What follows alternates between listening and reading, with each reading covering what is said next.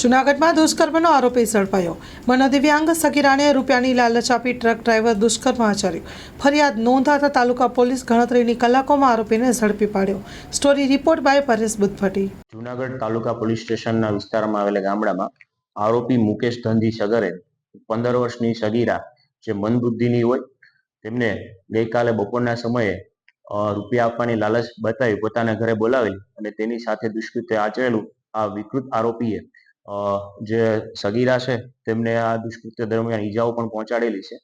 વધુમાં આ આરોપી છે પોતે ટ્રક ડ્રાઈવર તરીકે કામ કરતો હોય અને આ જે શ્રમિક પરિવારની જે સગીરા છે તેમની સાથે આ દુષ્કૃત્ય આચરતા ભારતીય ન્યાય સંહિતાની કલમ 64, 65, 74 અને પોક્સો એક્ટની કલમ 4, 6, 10, 12 મુજબ ગુનો દાખલ કરવામાં આવેલો છે।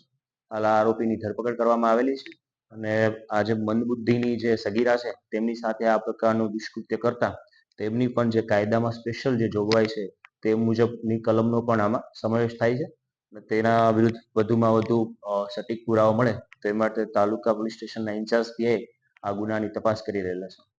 જે આરોપી છે એના બેકગ્રાઉન્ડમાં શું છે, લગ્ન થયેલા છે? આ આરોપી પોતે પરણિત છે, 45 વર્ષની ઉંમર છે અને ટ્રક ડ્રાઈવર તરીકે પોતે કામ કરે છે। વધુમાં આરોપીને 2 સંતાનો છે, તેનો એક દીકરો મેરિડ પણ છે અને તેમની દીકરી છે તે પણ 17-18 વર્ષની છે અને આજે 15 વર્ષની સગીરા સાથે તેને આ પ્રકારનું કૃત્ય કરેલું છે।